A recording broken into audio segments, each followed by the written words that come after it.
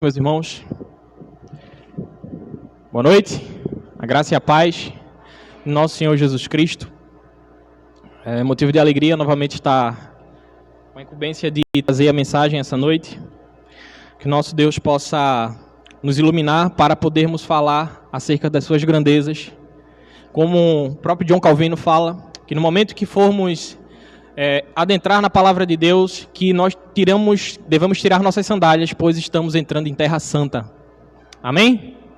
Irmãos, aquela mesma coisa de sempre. Eu falo rápido, então se eu estiver falando rápido, alguém levanta a mão aí que eu vou entender que eu estou falando muito rápido, para vocês começarem a entender aquilo que eu estou falando. Sem mais delongas, como os irmãos me conhecem, antes de tudo, quero agradecer pela oração dos irmãos. Benjamin, meu filho, nasceu bem. Os irmãos já estão sabendo, está tomando as vacinas. Logo, logo os irmãos podem estar visitando para a honra e glória do nome do nosso Senhor Jesus Cristo.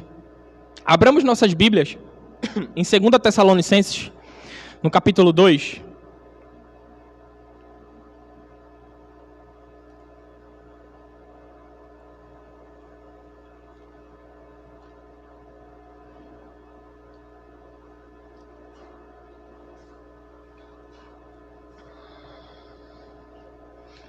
Todos acharam?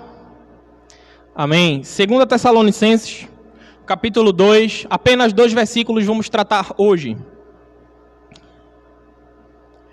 Ontem tivemos nossa aula, a última aula sobre a doutrina da impassibilidade divina, foi bênção. A partir da próxima semana a gente vai estar estudando sobre a Santíssima Trindade, nossos estudos na Confissão de Fé. E hoje a gente vai tratar um assunto muito interessante, muito discutido e de certa forma até polêmico.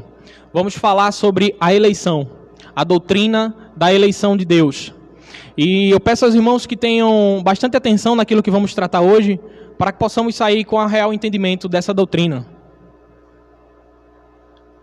2 Tessalonicenses, capítulo 2, nos versos 13 e 14. Assim diz a palavra do Senhor.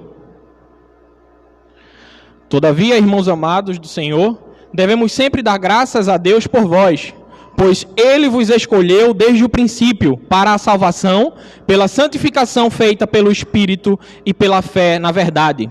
E para isso vos convocou, por meio do Evangelho que vos anunciamos, para alcançardes a glória de nosso Senhor Jesus Cristo. Amém? Sentados mesmo como estamos, fechemos nossos olhos e vamos orar.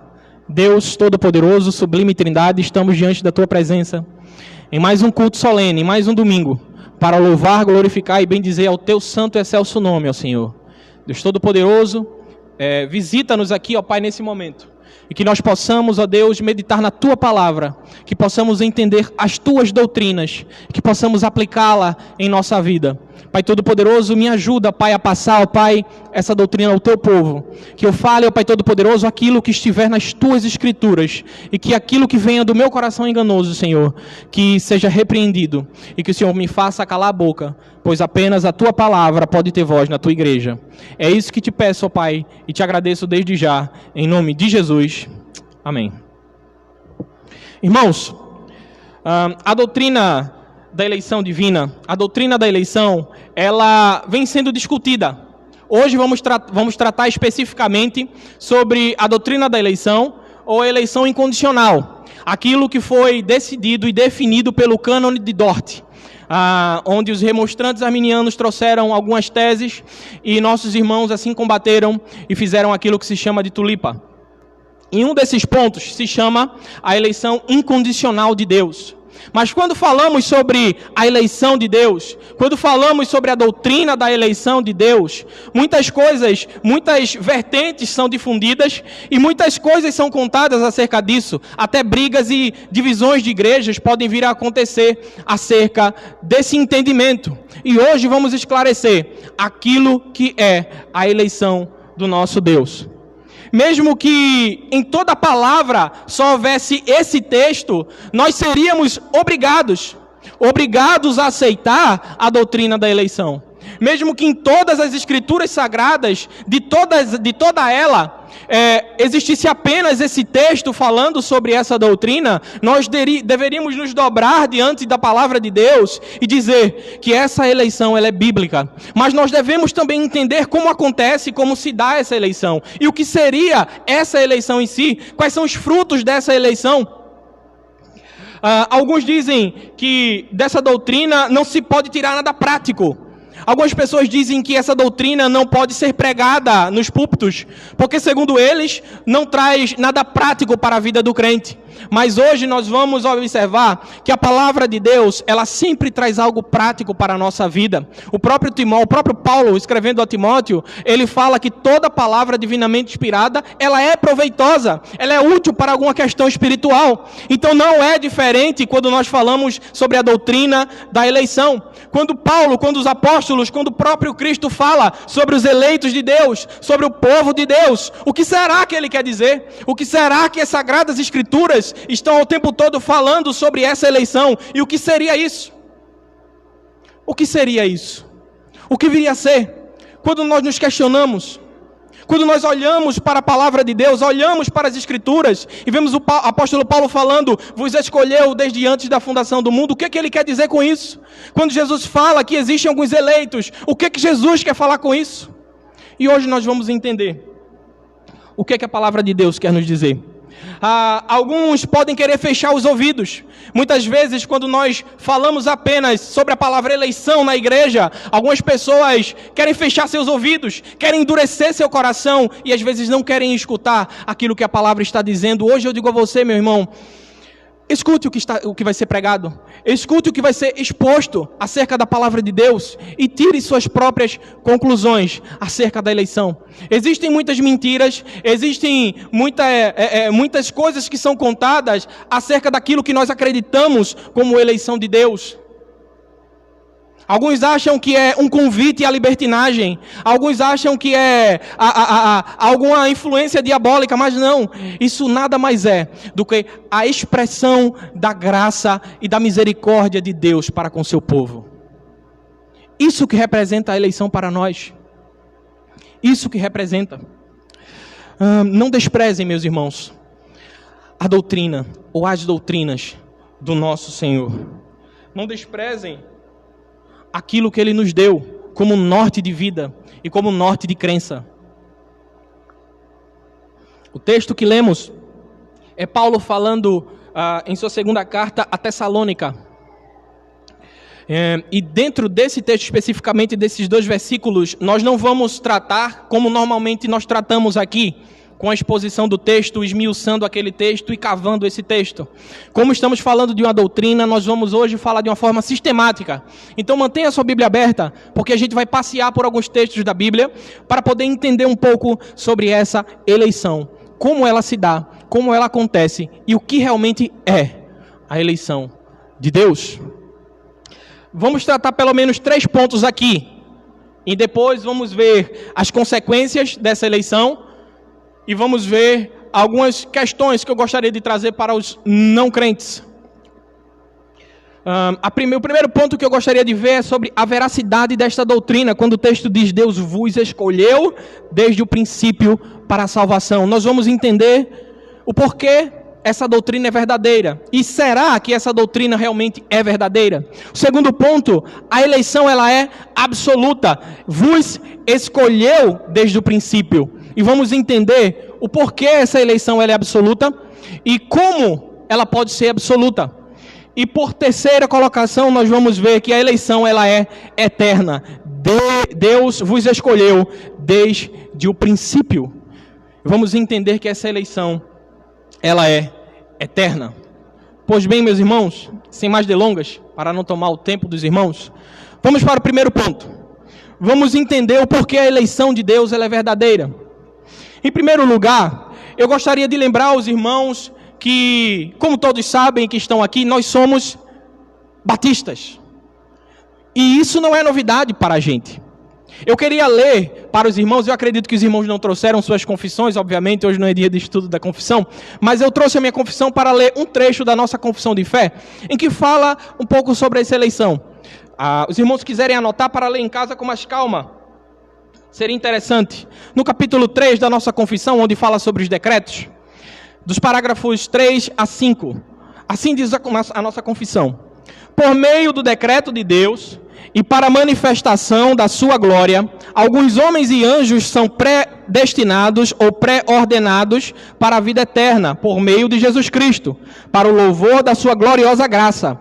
Outros são deixados a agir em seus pecados, para a sua justa condenação, para o louvor da sua gloriosa justiça.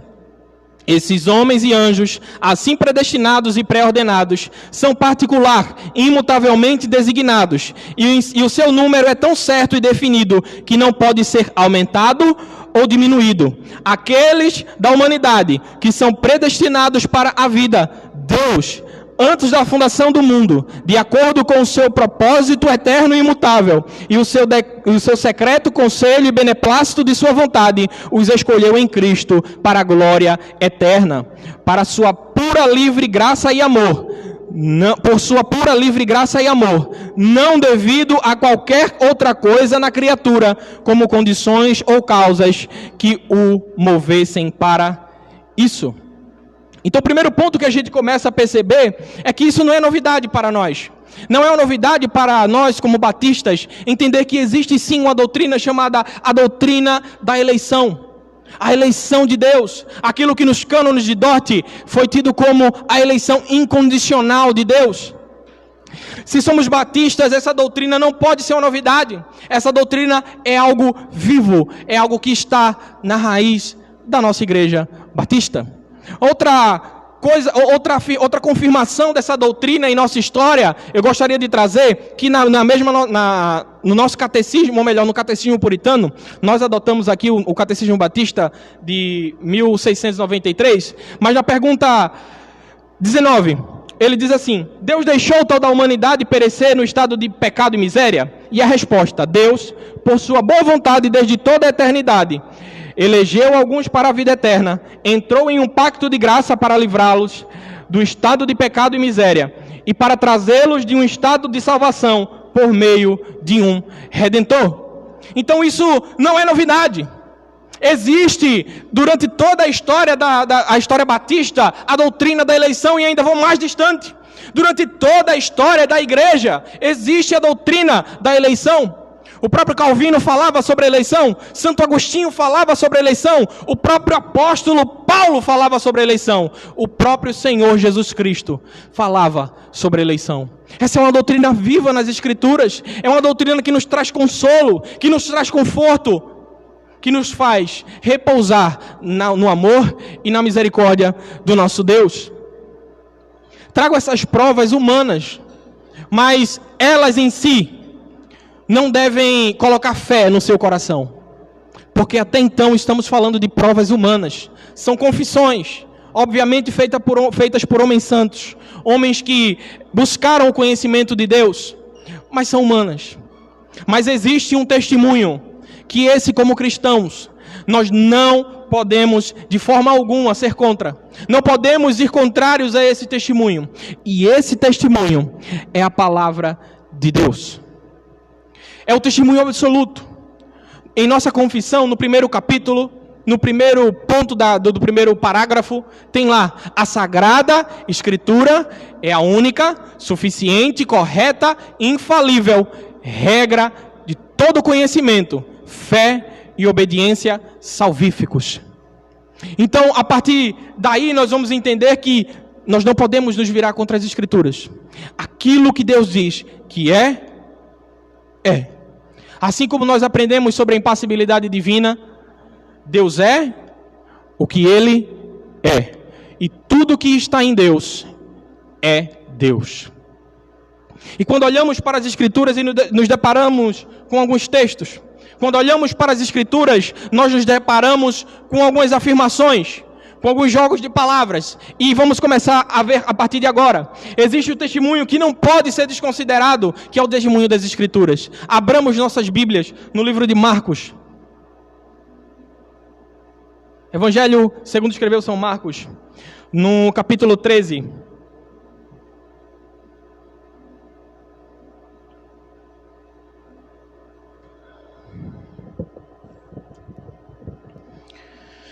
Marcos capítulo 13. Primeiro versículo que eu queria ler nesse capítulo é o versículo 20. Todos acharam? Amém? Primeiro versículo é o 20, que ele diz: portanto, se o Senhor não tivesse reduzido aquele período, nenhum ser de carne e osso sobreviveria. Contudo, por causa dos eleitos, por ele escolhidos, tais dias foram abreviados pelo Senhor. Então, o primeiro texto que lemos hoje é um discurso do próprio Jesus. Jesus, ele estava falando aqui sobre a grande tribulação. E Jesus, ele diz alguma coisa interessante aos seus discípulos. Jesus, ele diz que se Deus não tivesse abreviado os últimos dias, se Deus não tivesse trazido mais para próximo os últimos dias e deixasse a história continuar, não sobreviveria nada de carne e osso. E Deus fez isso. Por quem, meus irmãos, Deus fez isso? O que é que o texto está dizendo? Deus fez isso pelos seus eleitos. E o texto, ele diz, os seus eleitos escolhidos por Ele. Então nós vamos começar a ver que Cristo, ele trata sobre eleitos. Mas quem seriam esses eleitos? A igreja de Deus. A igreja de Deus é o povo eleito. Nós, chamados para sermos irrepreensíveis, somos o povo eleito de Deus. Versículo 22 do mesmo capítulo, ele continua dizendo, verso 22, todos estão acompanhando? Pois surgirão falsos cristos e falsos profetas, realizando sinais e maravilhas, com o objetivo de enganar, se possível, os próprios eleitos. Novamente, no mesmo capítulo, Jesus, ele está afirmando que existe um grupo de eleitos. E eu não estou ainda entrando no mérito entre soberania ou presciência, aquilo que foi colocado nos cânones de Dort, por mais que nós concordemos com a ideia soberana de Deus. Mas a evidência é que Cristo, ele trata da sua igreja como os seus eleitos. Era algo comum, se formos ver as cartas dos pais da igreja, era normal o tratamento de chamar de eleitos. Se formos ver os apóstolos, é normal eles falarem com os irmãos como sendo os eleitos, os escolhidos, os amados, os destinados. É normal esse linguajar nas escrituras. Hoje não é muito comum. Hoje se tem até uma certa ojeriza a esse linguajar. Quando chegamos para alguma pessoa dizer eleito, as pessoas, opa, está falando sobre calvinismo ou algo do tipo. Mas a grande realidade é que nós somos eleitos de Deus, escolhidos desde antes da fundação do mundo. E glória a Deus por isso. No mesmo capítulo, Jesus ainda fala no versículo 27. Ele diz assim: Ele enviará os seus anjos e reunirá os seus eleitos dos quatro ventos, das extremidades da terra até os confins dos céus. Então, primeiro, Jesus está dizendo que Deus abreviou os dias por conta dos eleitos. Porque se Deus não tivesse abreviado os dias, não sobreviveria ninguém. É porque às vezes eu falo em línguas. Segundo texto, que é o verso 22. Tinha agonia com esse microfone, viu? Segundo texto, verso 22. Ele diz que surgirão falsos profetas e falsos cristos e enganarão a muitos. E, se possível, vão tentar enganar os eleitos. E, por fim, no verso 27, ele está dizendo que Deus reunirá os seus eleitos. Deus, ele reunirá os seus eleitos. Então, Jesus, ele está tratando que existe um grupo de pessoas que participam dessa eleição. Mas uma grande pergunta é, irmão, como funciona essa eleição? O que Deus utilizou como insumo para fazer a sua escolha? O livro de Efésios fala que Deus usou como insumo o beneplácito da sua vontade, a sua própria benevolência. Esse é o critério de escolha. Mas vamos em frente. Lucas, verso 18, abram suas Bíblias. Não esqueçam de abrir, de anotar, ler em casa.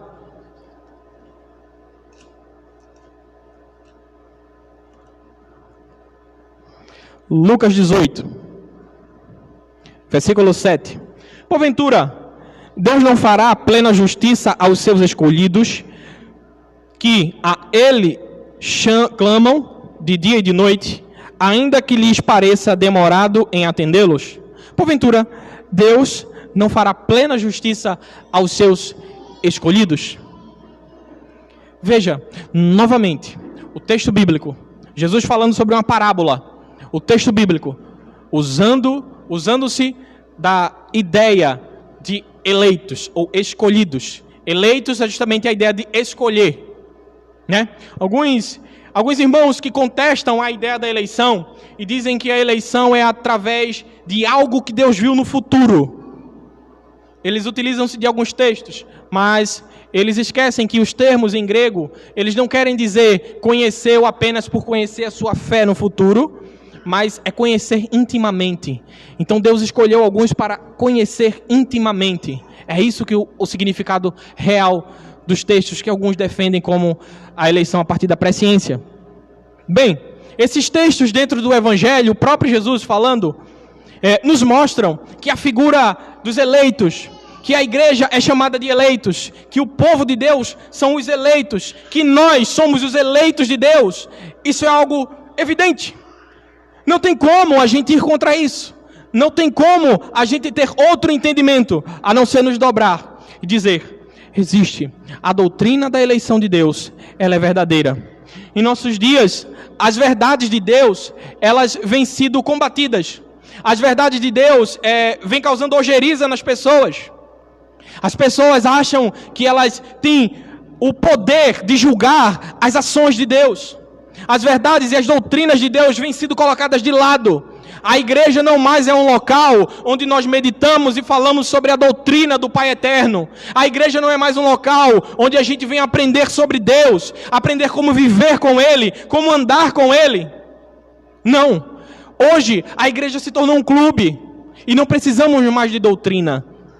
A única coisa que precisamos é ter um lugar para ir no domingo, porque depois vamos à pizzaria, mas para matar aquele tempo eu vou à igreja. Isso faz, meus irmãos, com que a gente acabe esquecendo das doutrinas de Deus, daquilo que Deus deixou para vivermos, daquilo que Deus deixou para praticarmos. Olhem o que Cristo fala sobre essa doutrina. Abramos nossas Bíblias em João, capítulo 15. Evangelho segundo escreveu São João, ou João. Algumas pessoas até têm medo de falar São João, né? No capítulo 15, versículo 16 e o 19. Vamos no 16 primeiro. Diz assim: não fostes vós que me escolhestes, ao contrário, eu vos escolhi a vós e vos designei para irdes e dardes fruto, e fruto que permaneça. Sendo assim, seja o que for que pedires ao Pai em meu nome, Ele o concederá a vós. Não fostes vós que me escolhestes, foi eu que escolhi a vós. É o próprio Jesus falando. Jesus, ele está dizendo, botem na cabeça de vocês, não foi vocês que me escolheram. No momento em que vocês decidiram seguir, decidiram andar, decidiram viver de forma santa, não foram vocês que me escolheram, mas eu escolhi vocês. Eu amei vocês e te atraí para os meus braços de amor e de graça. Não foram vocês que me escolheram. Nós o amamos, meus irmãos, porque Ele nos amou primeiro. Sem a ação de Deus. É por isso que estudamos a doutrina da impassibilidade divina. Ele não é um ser passivo, Ele é ativo. Sem a ação de Deus. sem a escolha, sem Ele quebrantar nosso coração, sem Ele tocar em nossa vida, sem Ele mexer com as nossas estruturas, a ponto de nós olharmos para a nossa vida pecaminosa e olharmos para o alto e dizer: Deus, eu me arrependo, sem que Ele toque em nossa vida, sem que Ele toque em nosso coração, nós nunca iríamos reconhecer nossos pecados, nós nunca iríamos querer uma vida santa, nós nunca iríamos querer viver com Deus. Nunca! Porque nós somos totalmente depravados, nós somos pecadores, nossa visão espiritual está manchada, está borrada. E é por isso que nós precisamos que Ele nos salve. O final do capítulo 7 de Romanos, Paulo ele diz assim, falando sobre o homem natural: miserável homem quem sou, quem me livrará do corpo dessa morte? Essa é a situação do homem sem Cristo. No momento em que ele tem o start em sua mente, no momento em que ele entende o seu pecado, ele olha para o céu e diz: miserável homem quem sou, quem me livrará do corpo dessa morte? Quem poderá me buscar? Quem poderá me salvar? Parece até o lema do Chapolin Colorado. E agora? Quem poderá nos defender? E o texto continua: graças a Deus por nosso Senhor Jesus Cristo. Somente Ele pode nos salvar. Mesmo capítulo de João, agora no verso 19. Ele diz assim: se fosses do mundo, Ele vos amaria, como se pertencesses a Ele. Entretanto, não sois propriedade do mundo, mas eu vos escolhi e vos libertei do mundo. Por essa razão, o mundo vos odeia. Esse texto é bastante interessante, em outro momento a gente pode tratar. O texto ele fala que o mundo nos odeia. Isso é verdade, o mundo nos odeia mesmo. Não se enganem porque nós temos amizades aí fora. Não se enganem, o mundo nos odeia. Nós temos princípios diferentes, mas isso a gente trata em outro momento.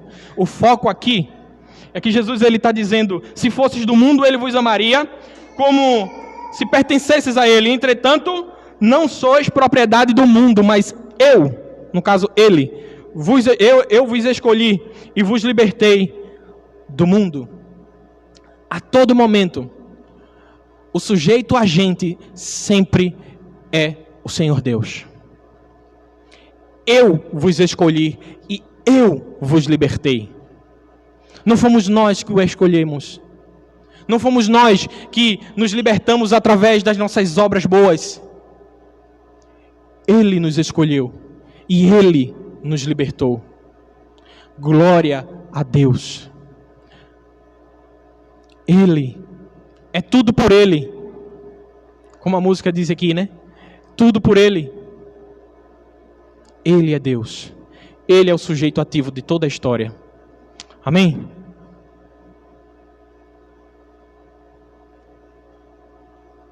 Ainda no livro de João, capítulo 17. Veja que até o momento a gente está entendendo que essa doutrina, ela é verdadeira. A gente está nesse ponto. Primeiras provas, a gente trouxe algumas provas humanas. Porque às vezes nós olhamos para algumas doutrinas que são pregadas, irmãos, e nós dizemos assim: essas doutrinas são novas. Alguns irmãos estão trazendo umas doutrinas novas. Não. Essa doutrina sempre permeou a igreja, desde a época de Cristo. Ele sempre tratou a igreja como os eleitos. Capítulo 17, verso 8 de João. Capítulo 17, verso 8.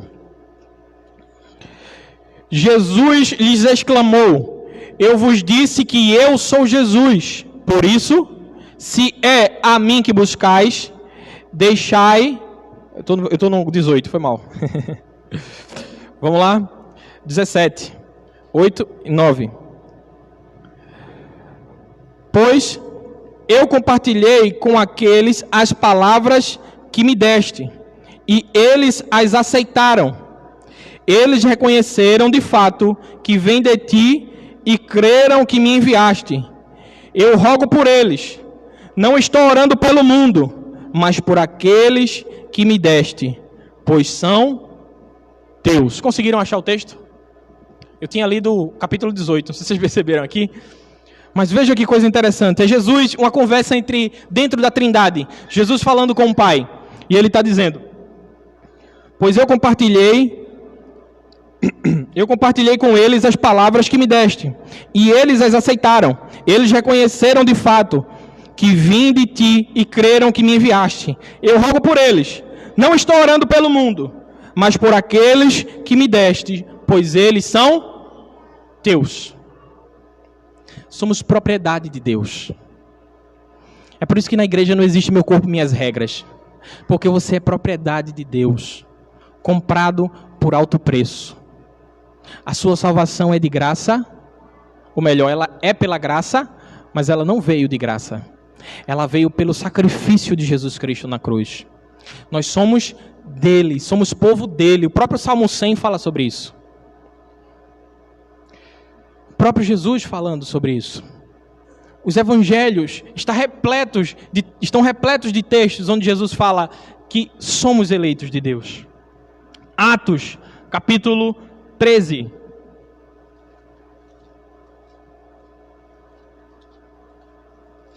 Atos, capítulo 13, verso 48. A palavra do Senhor diz, não esqueçam de abrir, de ler, de anotar. Ao ouvirem essa declaração, os gentios se alegraram sobremaneira e glorificavam a palavra do Senhor. E todos quantos haviam sido escolhidos para a vida eterna, creram de coração. E todos quantos haviam sido escolhidos para a vida eterna, o que aconteceu? Creram no coração. Escolhidos para a vida eterna. Perceba que esses textos eles não deixam dúvida que essa doutrina é verdadeira. Esses textos eles não deixam dúvida de que é uma doutrina real, de que está na palavra de Deus. E eu quero ler só mais um texto com os irmãos para a gente finalizar esse ponto. Romanos. A gente não pode deixar de falar de Romanos. Capítulo 8.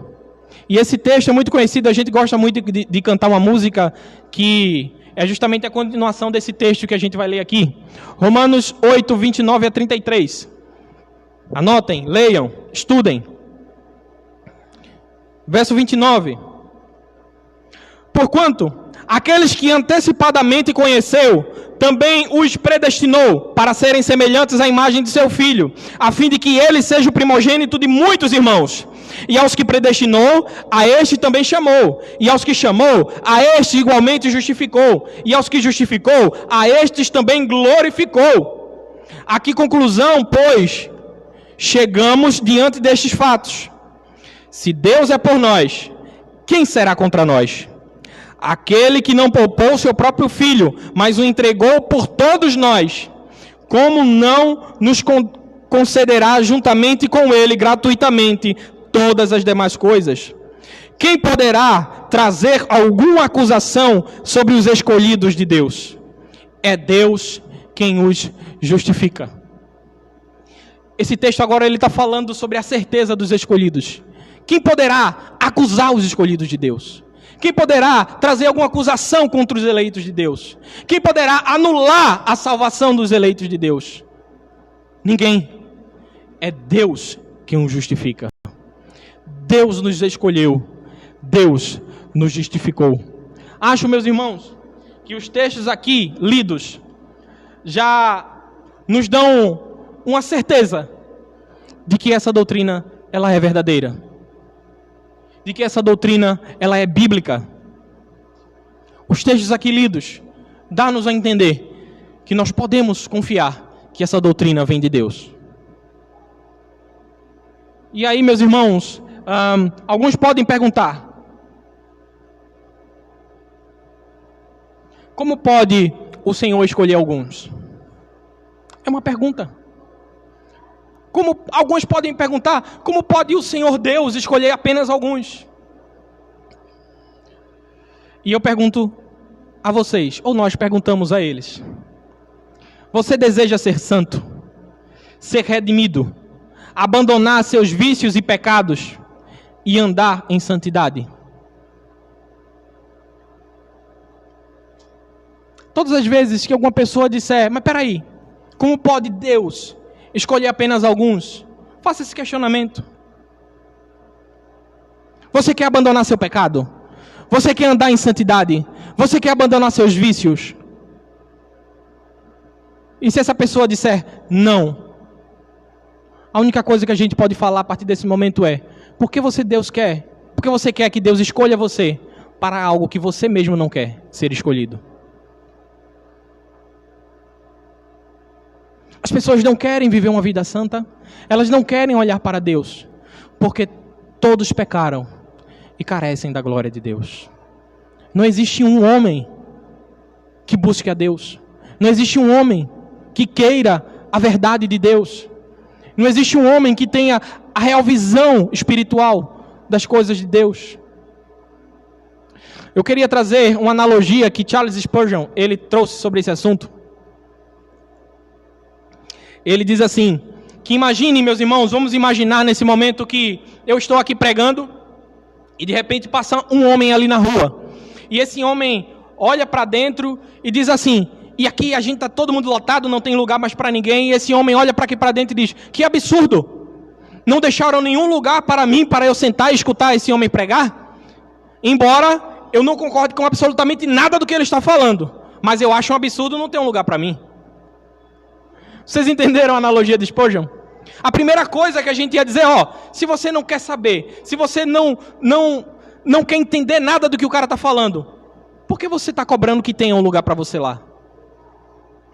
Se você não quer escutar, por que você quer um lugar ali? Se você nem mesmo vai lá escutar, por que devemos colocar um lugar aqui para você?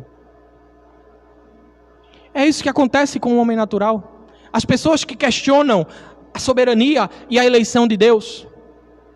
Por que vocês estão questionando algo que vocês mesmos não querem? Deus escolhe o seu povo para ser santo. Deus escolhe o seu povo para ser separado. Os eleitos de Deus vivem em santificação. Se você não quer viver em santificação, por que você está preocupado se Deus escolheu ou não? Consequentemente, qualquer um daqui, eleito de Deus, se eu perguntar a você, o que você acha sobre isso? Nós vamos rir e dizer, meu Deus, como o Senhor é maravilhoso. Eu estava indo para o inferno e o Senhor me tirou dessa condição. O Senhor me salvou. Isso é misericórdia. Deus não tinha nenhuma obrigação de nos salvar. Nós merecíamos o inferno. Ele não tinha obrigação nenhuma com a humanidade de salvar absolutamente ninguém. Mas Ele, graciosamente, ofereceu seu Filho e nos atraiu com a sua graça para a sua salvação. Glória a Deus. Amém, meus irmãos? Então, meus irmãos, se você não deseja ser salvo, não tem por que você retrucar um Deus que não lhe escolheu para algo que você mesmo não quer. Chega a ser engraçado. Então, com essas informações que nós trouxemos, nós podemos entender que essa doutrina é verdadeira. Acabamos de comprovar a veracidade dessa doutrina. Não só esses textos, mas outros demais textos diante de todas as Escrituras. Ou melhor, que estão nas Escrituras. A próxima coisa que eu quero tratar com os irmãos é que essa eleição, além dela ser verdadeira, além de verdadeiramente Deus eleger o seu povo, essa eleição, ela é absoluta. A eleição não depende do que somos em nós mesmos. A eleição de Deus não depende de mim. A eleição não depende de você. A eleição não depende de ninguém que está aqui. A eleição só depende de Deus. Deus, veja o que o texto fala, Deus vos escolheu no princípio. Na minha tradução, King James, ele fala, pois Ele vos escolheu desde um princípio para a salvação. Então o sujeito ativo foi Ele. Não depende de mim. Ele me salvou. Eu não me salvei. Eu não tenho forças para me salvar. Se depender, uma coisa que eu gosto de falar sempre, se a salvação minha e dos irmãos dependerem de mim, todos nós vamos fazer trenzinho em fila indiana, tudo indo para o inferno, caindo no abismo. Se depender de mim, estou perdido. Se depender de você, você está perdido. Você vai sofrer as consequências do inferno. Mas não depende de mim. Depende unicamente de Deus.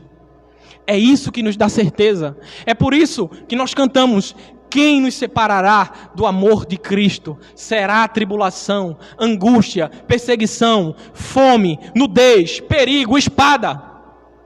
Pois eu estou bem certo que nem a morte, nem vida, nem anjos, nem principados, ou coisas do presente ou do porvir, nem poderes, nem altura, nem profundidade, poderá nos separar do amor de Deus.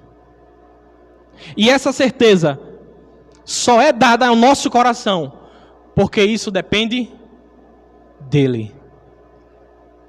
Ele é o Deus que chama, e Ele é o Deus que coloca em nossos corações o desejo de santificação, o ardor para a santificação, a vontade de uma vida santa.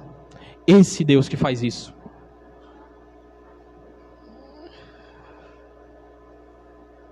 Antes mortos, mas Deus nos deu vida. Vamos abrir nossas Bíblias no livro de Efésios. Os irmãos estão anotando os textos?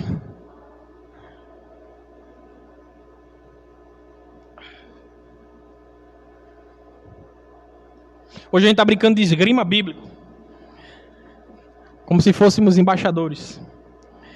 Efésios, capítulo 2, todos acharam?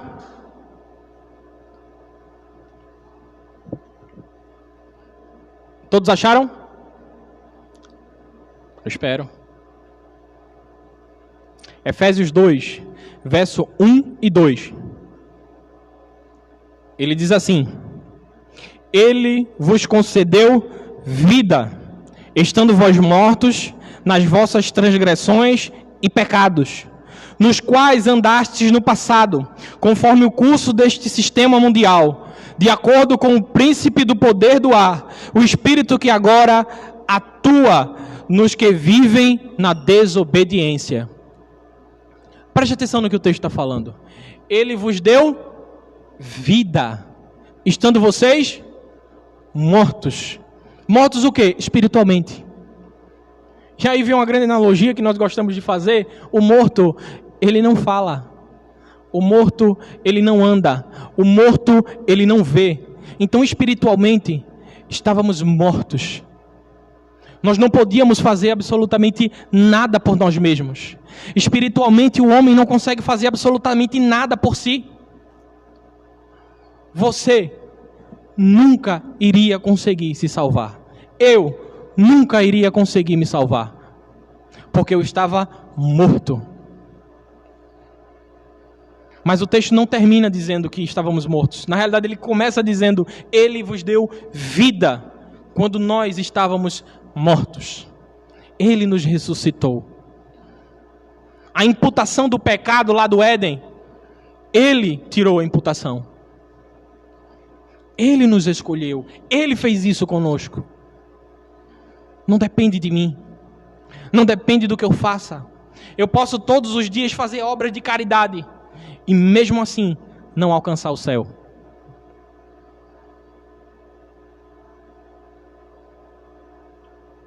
A não ser que eu esteja pautado nas Escrituras, crendo com fé e recebendo a graça do Senhor Jesus Cristo. Amém? A eleição não toma como base uma fé prevista. Os irmãos, quando a gente vai falar sobre eleição, normalmente algumas pessoas dizem: não, Deus, a eleição é assim. Deus olhou para o futuro e viu que a pessoa teria algum tipo de fé. O texto não diz isso. Em nenhum momento o texto que Deus viu um futuro e viu que você iria ter fé. Muito pelo contrário. Se nós, no mesmo capítulo 2 de Efésios aí, se formos no versículo 8, Ele vai dizer, portanto, pela graça sois salvos. Mediante a fé. E isso não vem é dom de... Então vós sois salvos pela graça, mediante a fé. Entenda a salvação como esse processo que vem depois. Vós sois salvos e ele dá o sistema. Graça, mediante fé. E tudo isso que vem atrás, não vem de vós. É dom de Deus. Então a salvação, o processo dela todo, não vem de vocês. A graça é o sacrifício imerecido, nós não merecíamos, Deus fez. E a fé, ela é dada e imputada pelo próprio Deus como dom. Não vem de nós, vem de Deus. Esse Deus, ele é tão misericordioso, que ele tirou você, ele me tirou como pecador miserável que eu era, que nós éramos, e nos deu fé. Lembra da parábola do filho pródigo? O filho volta para casa totalmente dilacerado, achando que o pai ia dar comida de porco ou qualquer outra coisa para ele. O que é que o pai faz? Ele põe um anel no dedo do filho, ele veste o filho, ele dá uma festa para o filho. Deus, ele nos trouxe, ele limpou a sujeira do pecado, ele lavou nossas vestes. Existe uma música, se me falha a memória, no coro sacro. Quem são esses de brancos vestidos? Esses são os que lavaram no sangue de Jesus. Seus vestidos branquearam no sangue de Jesus. E graças a Deus, porque não depende de nós, depende dele. Ele é a certeza. Deus, aquele que não falha, aquele que não muda, aquele que não erra, aquele que não tem sombra de variação, ele é a certeza da nossa salvação. Ele é a convicção. Ele é onde nós nos apoiamos. Ele é a pedra angular. Ele é a rocha maciça onde nós podemos nos abraçar. E embora o temporal jogue para um lado e para o outro, nós não vamos em momento nenhum sair, porque ele segura a nossa mão. É tudo por ele, tudo para ele. Porque dele, por ele e para ele são todas as coisas. Glória, pois, a ele eternamente. Romanos, capítulo 9. Vamos lá, meus irmãos. Não cansem de folhear a Bíblia. Romanos, capítulo 9, verso 15. Porquanto ele declara a Moisés: terei misericórdia de quem eu quiser ter misericórdia, e terei compaixão de quem eu desejar ter compaixão. Todos acharam o texto? Eu li muito rápido. Vou ler novamente. 9:15. Porquanto ele declara a Moisés: terei misericórdia de quem eu quiser ter misericórdia, e terei compaixão de quem eu desejar ter compaixão. Deus, ele não é obrigado a ter misericórdia e compaixão de ninguém. Embora ele a tenha por todos. Não da mesma forma, mas a tenha por todos. Porque é pelas misericórdias de Deus que o sol nasce para todos, crentes e não crentes, justos e injustos, santos e pecadores. Todos amanhecem com o sol, recebem a chuva e têm um fôlego de vida. Então, a misericórdia e o amor de Deus é para todos, mas existem diferenças. Deus, ele tem um amor especial por seus eleitos. Deus, ele tem um amor especial por sua igreja. Ele nos ama de uma forma especial e nos conhece intimamente para dar-nos salvação. Glória a Deus por isso. E Efésios, capítulo 1. Efésios no capítulo 1, verso de 3 a 5. Eu vou acelerar e vamos finalizar. Amém, meus irmãos? Eu sei que os irmãos já estão cansados. O irmão Bruno fala muito. Efésios 1, 3 a 5. Bendito seja o Deus e Pai de nosso Senhor Jesus Cristo, que nos abençoou com toda sorte de bênçãos espirituais nas regiões celestiais em Cristo. Porquanto Deus nos escolheu nele antes da fundação do mundo, para sermos santos e irrepreensíveis em sua presença. E em amor nos predestinou para sermos adotados como filhos, por intermédio de Jesus Cristo, segundo a benevolência da sua vontade. Ele nos escolheu nele mesmo para sermos santos e irrepreensíveis. E tudo isso foi segundo o beneplácito ou a benevolência da sua vontade. Tudo a partir da sua própria benevolência, da sua própria boa vontade. Novamente, ele não tem obrigação nenhuma com a humanidade. Ele não tem obrigação nenhuma. Todos pecaram, todos merecem o inferno. Mas ele nos escolheu para sermos santos e irrepreensíveis perante ele. Amém? Glória a Deus. Não temos do que nos orgulhar. Somente agradecer a Deus por sua misericórdia. Nós não podemos nos orgulhar.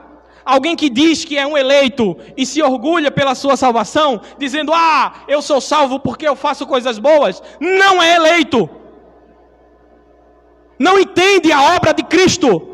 Não entende o sacrifício vicário. Não entende que Cristo morreu para perdoar o meu e o seu pecado, porque nós somos impotentes, miseráveis e pecadores. Nós não conseguiríamos.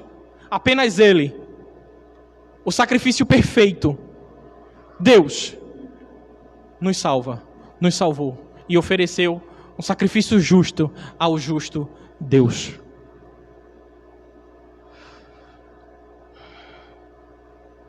O texto diz que ele escolheu desde o princípio, Efésios 1:4, mostra que a eleição foi antes da criação.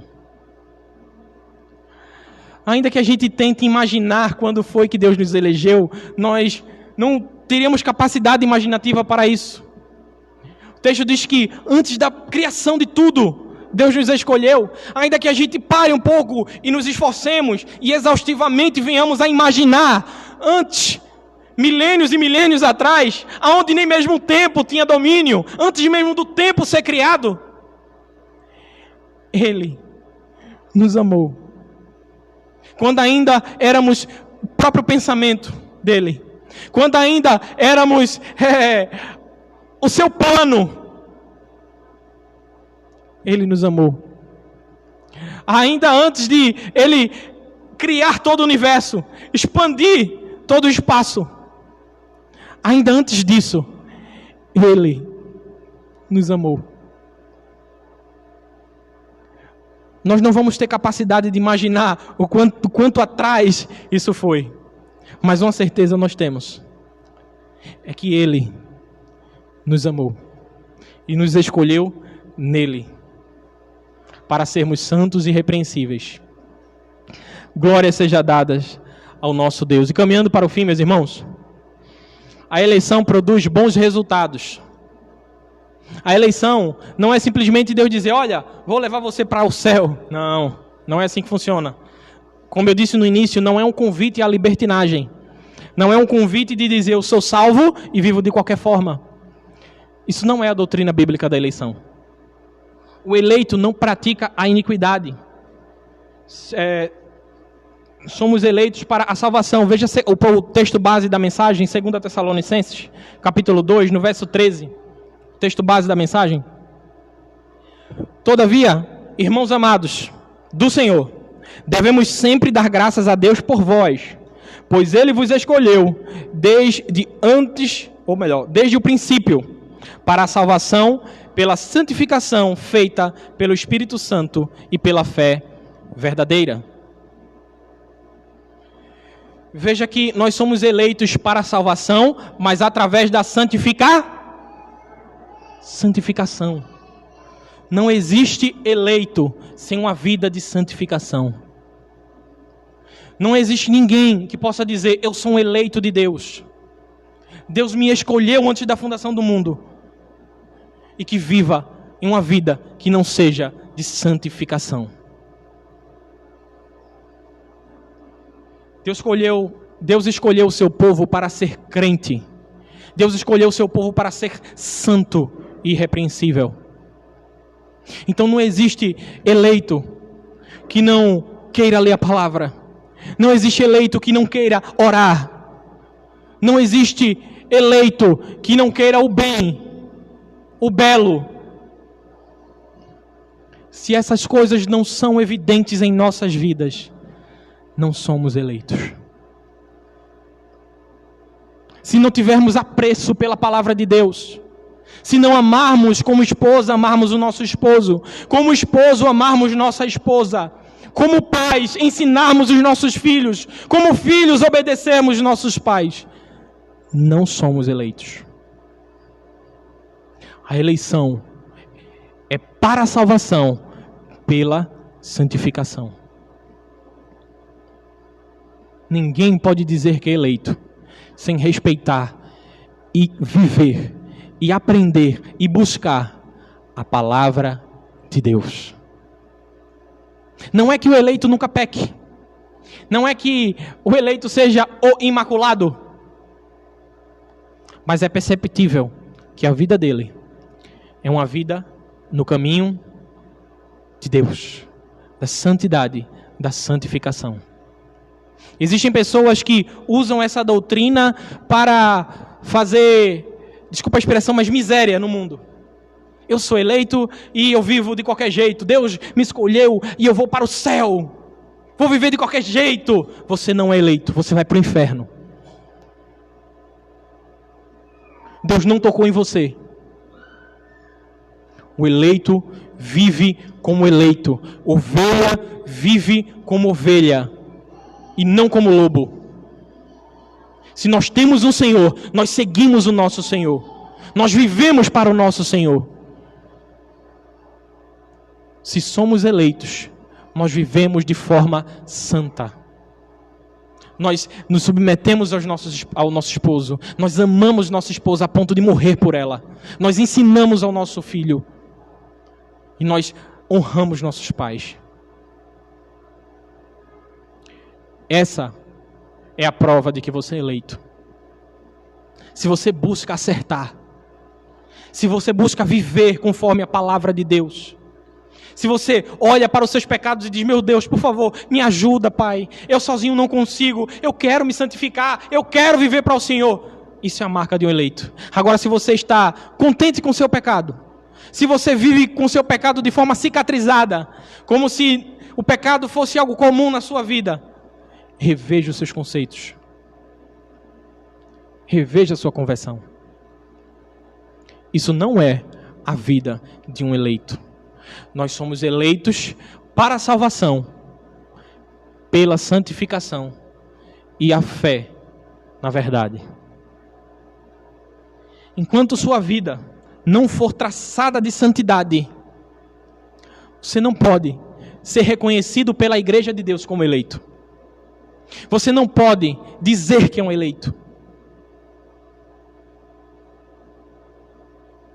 Os eleitos de Deus são chamados para ser santos.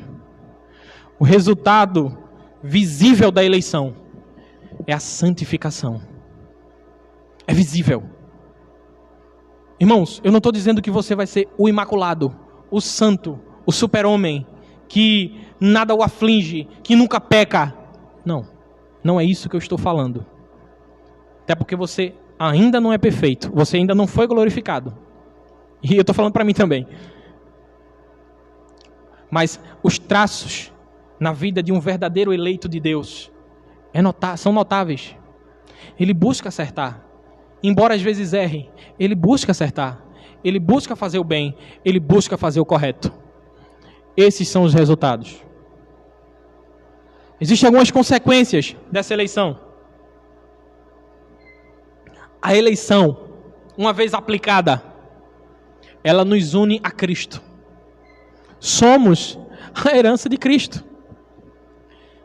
O sacrifício de Cristo, Cristo veio e se sacrificou e Deus Pai o deu um presente por isso. Sabe qual é o presente de Cristo pelo seu sacrifício? Nós, sua igreja. É por isso que somos sua noiva. Somos a noiva de Jesus. E devemos nos apresentar diante dele imaculados, sem mancha. O autor de Hebreus fala: e aquele que é poderoso para guardar-vos de cair e apresentar-vos sem mancha diante da sua glória com grande alegria. Ele é poderoso para fazer isso. A obra de santificação está agindo em você. O Espírito Santo está agindo na sua vida, lhe santificando e lhe mostrando onde está seu pecado. A eleição é tão maravilhosa que ao invés de perguntarmos: ah, Senhor, por que o Senhor só escolheu alguns? Nós perguntamos: Senhor, por que eu? Normalmente, eu até pergunto às vezes, e eu acho que é comum dizermos: Senhor, por que eu fui eleito? Eu sou tão pecador. Minha mente é tão corrompida. Minhas vontades são para o mal. Meus desejos nunca são para fazer o certo. Por que eu, Senhor? Nós, como eleitos, não conseguimos entender. E a resposta que temos é: por amor. Pela minha misericórdia, meu filho. Eu te escolhi. Eu te salvei.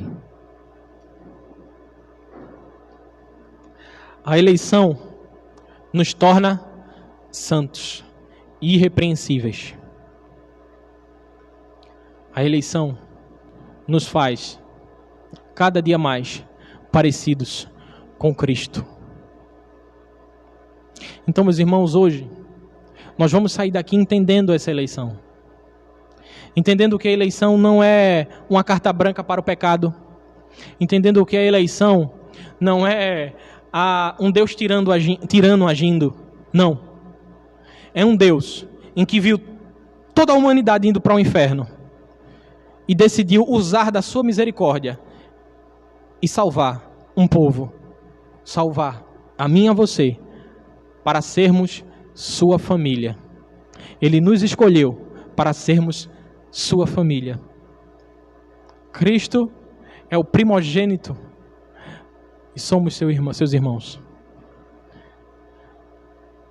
Então, meus irmãos, todos os dias na nossa vida, que quando formos orar, que nós agradeçamos a Deus por essa eleição. Que nós agradeçamos a Deus por termos sido escolhidos. E entendamos que não é mérito, não é por conta da obra da lei, não é por conta de que eu seja bom, não é porque eu sou bonzinho, mas é porque a vontade dele é benevolente. As misericórdias dele são para sempre. E somente por isso nós alcançamos a salvação. Porque ele nos amou primeiro. Nós o amamos porque ele nos amou primeiro. Que Deus possa nos abençoar. Que saiamos daqui hoje entendendo a doutrina da eleição de Deus. Amém?